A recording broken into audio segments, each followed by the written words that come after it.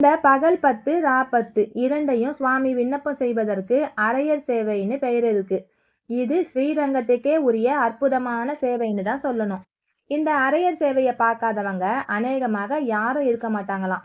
அரையர் சேவையை அரையர்கள் என்று சொல்லக்கூடிய வழி வழியாக வம்சாவளியாக வரக்கூடியவங்க தான் பெருமாளுக்கு விண்ணப்பம் செய்வாங்களாம்.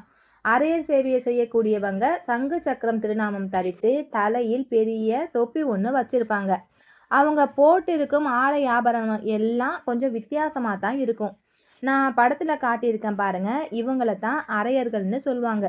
இவைகளை எல்லாம் அணிந்து கொண்டு பாசுரங்களை முத்தமிழாக பெருமாளுக்கு விண்ணப்பம் செய்வாங்க. அதாவது இயல் தமிழ், இசைத்தமிழ், நாடகத்தமிழ் என்று சொல்லக்கூடிய பாடி நடித்து ஆடி பாசுரங்களை பெருமாளுக்கு விண்ணப்பம் செய்வாங்க.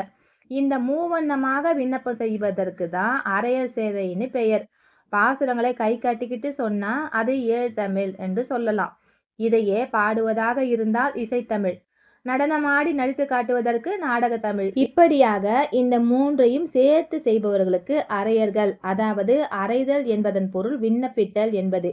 இறைவனது திருச்செவிக்கு விண்ணப்பம் செய்வதால் இதற்கு அரையர் சேவை என்று பெயர் வந்ததாம்.